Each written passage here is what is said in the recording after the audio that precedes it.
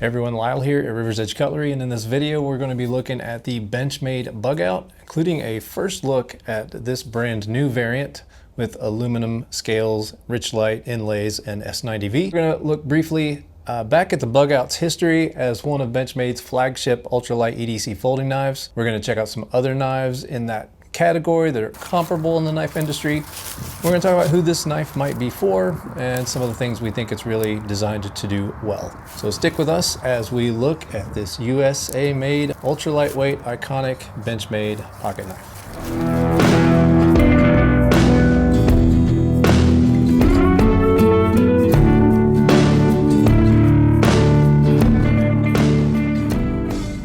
Benchmade first launched the Bugout back in 2017. I remember there was quite a bit of hype in the community around it. My family and I went in together to get my dad one for Father's Day. I bought it here at Rivers Edge Cutlery and spent some time with it while I was figuring out what to get engraved on the blade. This one's mine. It was the green variant with the gray Cerakote on the blade, and I wanted to learn how to take these down, so I bought some Flytanium G10 scales for it. Many times when I'm hiking, this knife goes with me. So now we're going to switch to the top-down camera and get a look at everything I've got on the table and check out the Benchmade Bugout up close.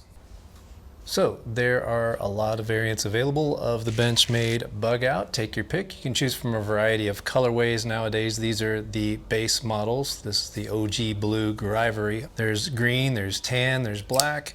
You can move up to fancier materials as well, and we'll go through all of these today. But we're going to start with the base model and check out the measurements of this one, and they're all pretty much the same until we get to the mini. All right, so this is the OG Benchmade Bugout, 7.46 inches overall in length, 3.24 on the blade. Even though this feels like a small knife, you still have an over 3-inch blade to work with. Drop point, S30V is the steel on the base models. And you can get Cerakote or satin finishes. Here's one of the Cerakote. You get the amazing axis lock, an ambidextrous lock, as well as thumb studs. It's a very fidgety knife, which we'll talk about more later.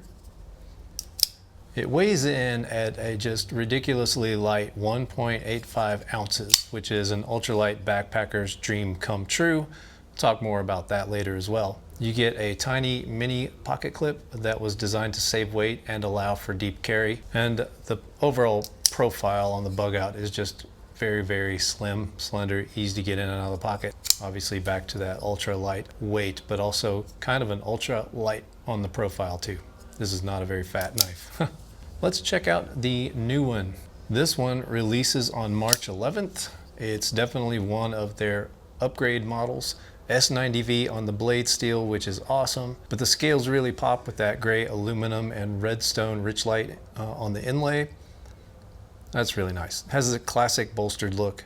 You've got orange anodized thumb studs and orange on the back spacer as well. So that's kind of a unique touch that really stands out. Really cool. Even with the upgraded materials, the weight is kept down to only 2.5 ounces. And I really like that polished stonewash on the blade. This one's coming soon, so be sure to head over to the website to check them out. Again, these will be available March 11th. Some others in the lineup. You get milled carbon fiber twill handles. Obviously gets the weight back down to just over 2 ounces, and it looks really good doing it. I really like the blue accents. They're super nice. It's my favorite color. And you have S90V on this blade steel. Gosh, I really like the way that blue stands out. Very, very nice. Here's another upgraded variant with milled aluminum scales and M390 on the blade steel. This is a lot of folks' kind of favorite top of the line Bugout in this upgraded line. And there's another style available with less milling, but the same materials, aluminum, in a different colorway with brass and this Battle Blast DLC on the blade. I think this might be my favorite of the upgrade models. Man, that feels really good in aluminum. Nice. Then there's the mini, in case you need a shorter blade or you just want a very, very small everyday carry knife. This one comes in at 6.5 inches overall in length and has 2.8 inch blades, so it will pass the legality requirements in many places, though not all. S30V on the blade, like the other base models, and I really like this super bright daybreak colorway on the scales. That's a really nice color. And the red thumb stud and standoff kind of pop in a really cool way as well. Very nice. If you need a mini version of an already kind of small and easy to carry knife. Let's take a moment and talk about mods. It took about 10 seconds for third-party mods to start showing up for the Bugout and turn it into a modding platform, kind of a modder's paradise knife for those who like to tweak and bling out their gear. I changed out my Rivery scales on my Bugout for some inexpensive G10 scales from Flytanium and added a few ounces to it, of course. Although the Omega springs are known for being a little bit fiddly, it really wasn't that hard to do, and I was excited to try it out. If we ever do a tutorial though, I'm gonna make Doug do that part because he's better than me. Ha. Yeah, there are a ton of ways out there to change it up, make your Bugout your own. Not to mention, or not to forget to mention rather, that Benchmade's website, they have a nice customization program if you want to get yours customized exactly the way you want it straight from the factory. These are some Flytanium scales right here, and these are the RGT micarta scales, which are really, really nice. I'm kind of thinking about getting these actually. And a lot of places will make backspacers as well. So you got a lot of options in the kind of aftermarket third-party companies to bling out your Benchmade if you want. I love this knife. All right, I'm gonna move this up a little bit, and we're going to talk about some other comparable knives that kind of are in the same space as the Benchmade Bugout. This one, you probably know, is the lightweight Para 3 from Spyderco. A little bit shorter overall than the Bugout at 7.2 inches and a blade length of 2.93. Just a little bit thicker on the carry profile, as you can see. Not by much.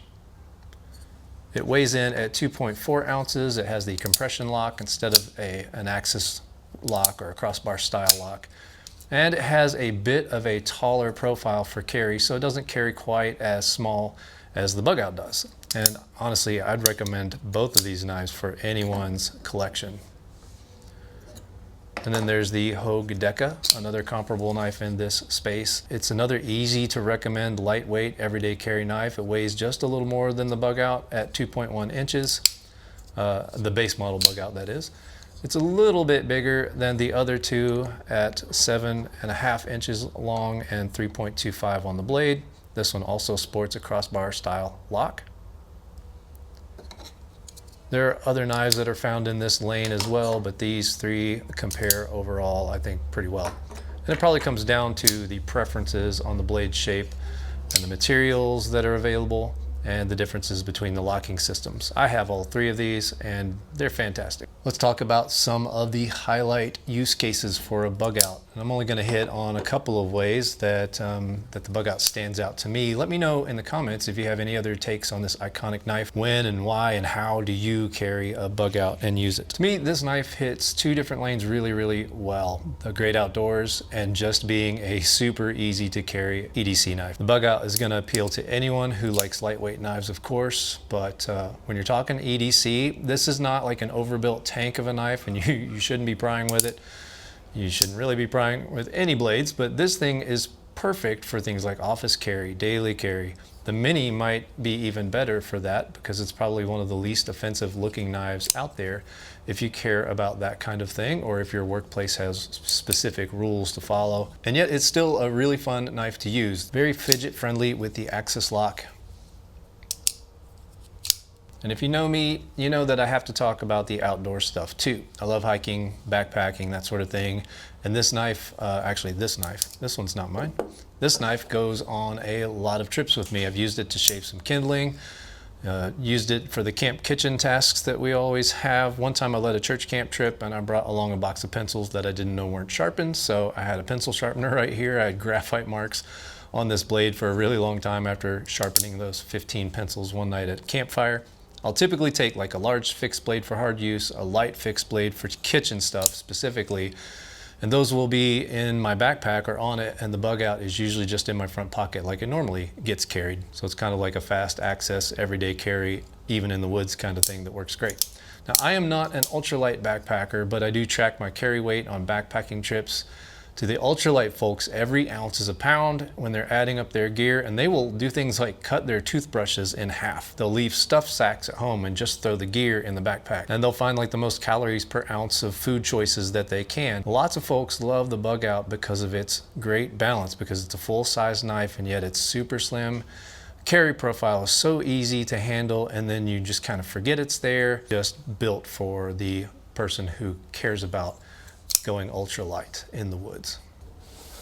So there's a Benchmade Bugout breakdown, brief rundown really. What do you think though? From the Cutlery scaled base models to this new 535-09, you've got a lot of choices on this staple of the knife world. This is one of those designs that appeals to the knife community enthusiast, as well as like the guy that lost his Walmart knife and wants to replace it with something new and something better. It also has obvious appeal to anyone counting ounces, and although I'm not the ultralight guy, like I said, I do appreciate the Bugout's carry profile and weight on those trips. I can forget it's there, but I never do when I need a knife quickly without digging around in my pack. It's the first one that I reach for. Benchmade makes great stuff. It's made in the United States, so you're supporting local communities if you're from here. They have great support with their Life Sharp and warranty programs.